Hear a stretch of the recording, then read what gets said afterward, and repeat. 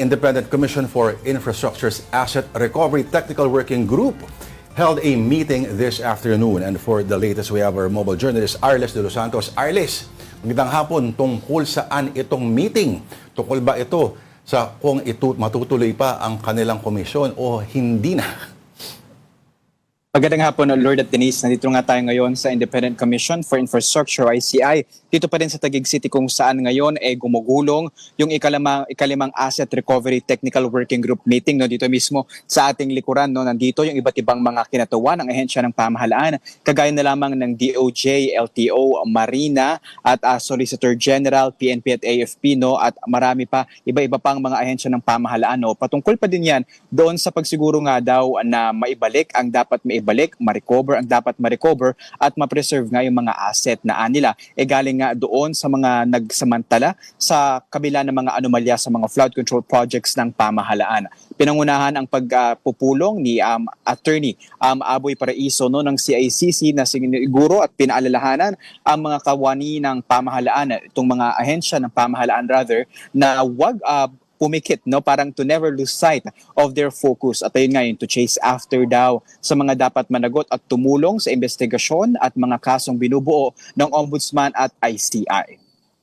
Arles, kahapon nasa Storycon si ICI Special Advisor and former PNP Chief Rodolfo Azurin Jr. Ang sabi niya ay wala pa raw kapalit yung dalawang nag-resign na commissioners and yet, they are yet to hear from Malacanang. Ano na nga bang susunod na dito? Resigned na ba sa kapalaran nilang ICI? Pwede bang mag-disband anytime soon?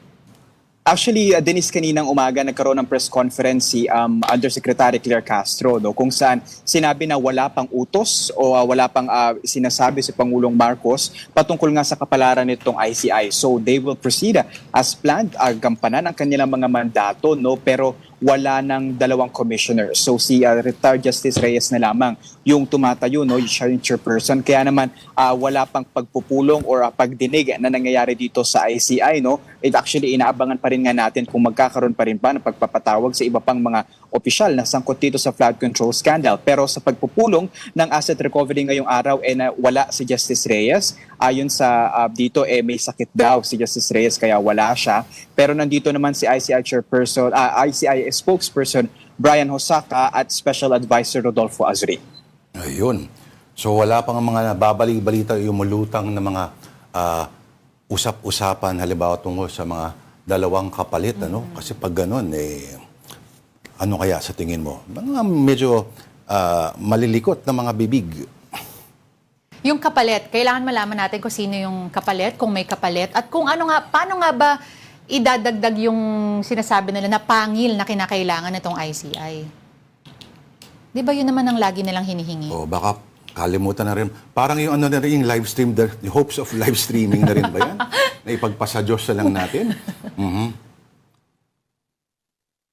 Sa ngayon, Lord, talagang inaabangan pa rin natin kasi ayon kay ICI Special Advisor Azurin, no, susulat na nga sila ng liham sa Malacanang para malaman talaga kung ano yun na yung plano dito sa ICI. Kasi sunod-sunod na rin yung mga alegasyon nga, kagaya ni Senator Amy Marcos and then yung mga naunang payag ni Ombudsman Boying Remulla, no, pero ayon sa kanila, they will proceed as planned talaga. And actually, dito nga sa ating harapan, alam mo, ang ganda ng view dito, ang daming sasakyan. So, dito kasi naka-hold ngayon yung mga sasakyan ni Zaldico. Ayan yung 12, no? 12. Dapat 14 ito pero yung dalawa kasi hindi ma-drive, no? So ito yung mga sasakyan ni Zaldico. Kahapon sinilip ito ng PNP HPG kung saan nag-macro etching examination itong mga sasakyan na ito at ayon sa PNP meron pa silang inaasahan at hinahanap na 10 pa nga na mga sasakyan na pinaniniwalaan pa din na pag-aari ni Zaldico at ng kanyang mga kumpanya. Arles, pwedeng pasilip nga ulit. Di ba pwede lumapit? Sasakyan? Di ba pwede lumapit, Arles? Mas matagal na. Tayo. Baka mamaya Pakita mo nga, Arles, ano bang klaseng mga sasakyan ulit yan? Baka mamaya may magandang payong dyan, di ba? Actually, parang meron nga ditong may payong. Kakahawig ng kay Diskaya. So dito may mga Rolls Royce, Toyota Sequoia, at yung iba pang mga high-end luxury cars to. Ito yung white. Yan. So, may estimate ba, Arles, kung ano ang value ng mga yan? Ang overall value nito, Denise, ay nasa 143 million pesos. So ito yung mga sasakyan na yan. Grabe, no? hanggang doon May sa may 225 ba dulo. dyan, Arles, na kotse? Tig ano? 225. Oo. Sabi mo, bayaran Siguro, natin ng cash. pag nakagasgas tayo, baka 2.5 yung babayaran. Arles, ano yung mga nakadikit na mga papel sa kanila? Ano yung sinasabi? So far, ang nakalagay dito ay break not this seal under penalty of law. So itong mga kagaya neto, itong kanto ng pintuan na nakadikit yung sticker para hindi nga ma-break yan, no? Masigurado na wala talagang magbubukas. So kagaya nito. So ayan galing doon sa Bureau of Customs. Pero sinisilip pa daw ng ahensya yung mga papeles nito sa kanilang system at bago nga nila ipresenta sa hukuman yung kanilang mga mafa-find out after ng kanilang isinagawang search warrant. Pero ayon sa Campo ni Zaldico, maglalabas nga sila ng ang Campo ni Zaldico ng kareklamo dahil nga daw sa umano'y illegal na pagkumpiska ng mga sasakyan na ito. Isang puting kotse lang ang nakikita namin, Arles, pero meron ba siyang, may lumalabas bang paboritong kulay itong may-ari namang sasakyan na ito? So far, Lord, puro itim. Karamihan dito itim. Puro Ito itim, yan no? lahat, itim. Parang kulay ba ng budhiya ng mga ano? Pero hindi, joke lang. Oo. Arles, paki-clarify nga. May lumalabas kasi ng report na meron din daw concealed na firearms na nasa loob ng sasakyan. May nakita ba? Ano ba yan? Totoo ba yan? That will need to confirm, Denise, kasi so far ang alam natin, ito, gabi na to January 8, nag-operation sila. We will confirm kung meron nga bang mga firearms din na nakuha and syempre kung meron din bang karampatang mga parusa ito at kung meron man, syempre kung may mga lisensya ang mga firearms na ito. Grabe naman yan. Arles, wala bang Japanese-made car dyan na mumurahin? Lahat ba yan ay para mga European luxury brands lahat? Yes, actually, Lord, parang European. May Japanese. Toyota is Japanese. Yes. Tama Oh. ba? Yeah. So yun, may Toyota Sequoia doon sa likod. Yung parang Diyos ko. Alphard yung design niya. Magkano Yan. naman yun, di ba? Mahal pa din. Oo, mahal pa rin yan. ito yung pinaka-outstanding dito, ang Wow. Rolls Royce na kulay puti. Ganda. Yan, mahaba siya. Oh. Yung, Yeah. pwede bang sumilip sa tint nung di ba yung gawaing Ay, naku, nakaano. gawaing gawaing May ganito, Lord, eh. Hindi tayo may makapasok, Oo, ganun eh. hindi pala. siya makakalapit. Oh, sabihin mo, pera naman ng taong bayan yan. Oo. Ang plate number niya, number 6. Ganun ba yun? Number... Wala. Wala. Lahat naman regular plate numbers, Lord. Regular plate 3 number. letra at 4 na numero. Pero mukhang ang tiyaga nung naglilinis yan, ano? Parang... hindi ito indoor, alam ko, di ba?